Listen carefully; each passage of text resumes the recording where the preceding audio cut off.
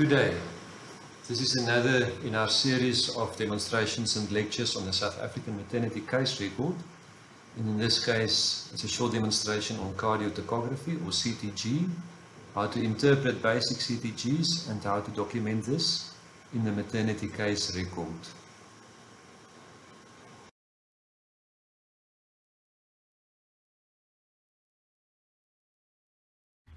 This is a quick guide to interpreting the CTG and documenting it in the maternity case record. And if you look in the maternity case record from page 33 onwards, there are a few forms that you can use, looking like this, to document your findings on the CTG. So let's look at this first CTG. Let's say the date is 20 January 2020. It is 11 o'clock in the morning. The indication for the CTG in this high-risk patient is meconium-stained liquor. Always check the maternal pulse. In this case, the maternal pulse is 80 beats per minute. Our clinical notes are made earlier in the document, so this specific CTG refers to clinical notes that we've made on page 11. So let's refer to page 11 there. And there we have the three characteristics to look at: the baseline, the variability, and the decelerations. So in the first case, the baseline is 140 beats per minute, so it falls between 110 and 160, and we regard that as the normal block.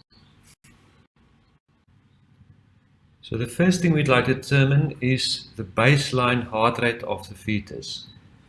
If you look at the CTG, you can see the baseline would be documented 100, 120, 140, 160, 180. We look at the average, or sort of the baseline where the fetal heart rate is running at, and in this case it's running at exactly 140 beats per minute.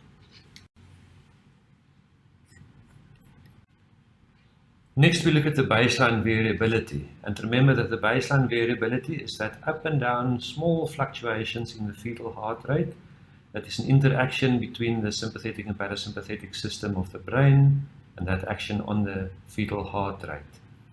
So remember the scale of the paper: 120 beats, 125, 130. So 5 beats per minute would look something like that, and 10 beats per minute would look something like that. And in this case, the baseline variability is about 10 beats per minute. We have now determined that the baseline variability is around 10 beats per minute. So when we come back to document this, it falls between 5 and 25 beats per minute. So again, we can check it in that block that falls under normal. Next, we look for decelerations below the baseline. And in this case, there are no decelerations below the baseline, but there are nice accelerations above the baseline. And an acceleration is just a slight increase in fetal heart rate, which happens with any normal fetus when they move a little bit, or when there's contractions or a little bit of fetal stress, normal during pregnancy or delivery. And this is the equivalent of a young person climbing up a flight of stairs, having a bit of a tachycardia, recovering on top of the flight of stairs. So it's a good, normal, physiological phenomenon.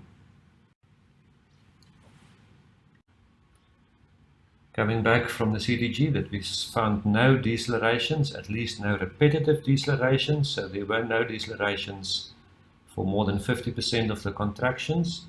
We can check the no repetitive deceleration block.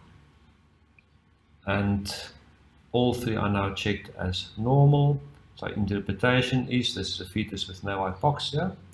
Next that we need to check is the contraction pattern, and in this case the contractions were regular. And our clinical management is no intervention necessary. We explain the nature and findings of this patient to this patient, and we can sign our name.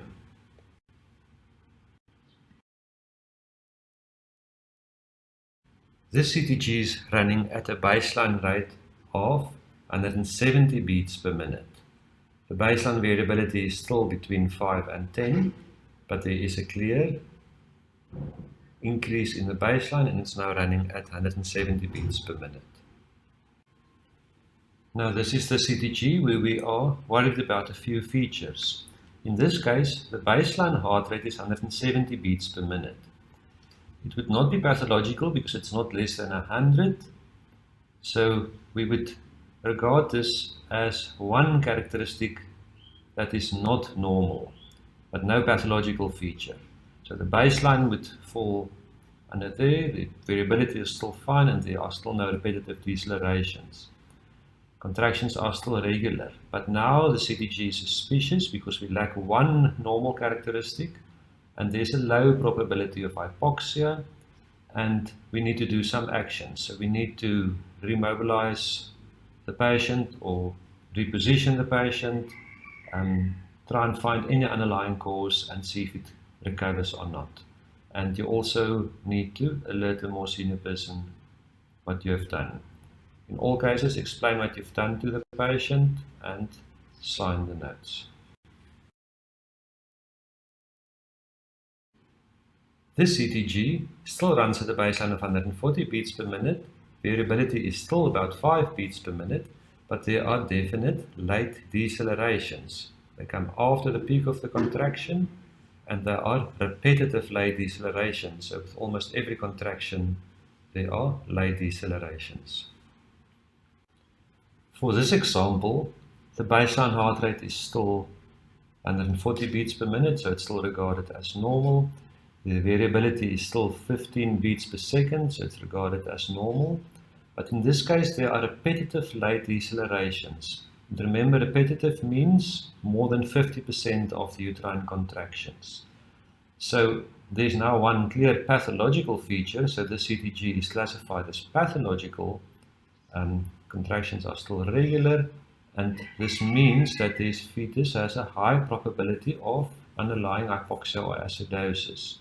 So in this case, we need to take immediate action to correct the reversible causes. So if there's cord prolapse or a Brugsch or internal hypotension, we have to immediately act to correct the reversible causes. We have to do intrapartum resuscitation, and if nothing happens, we have to immediately deliver the patient and at least call more senior help to come and help, call a doctor if available.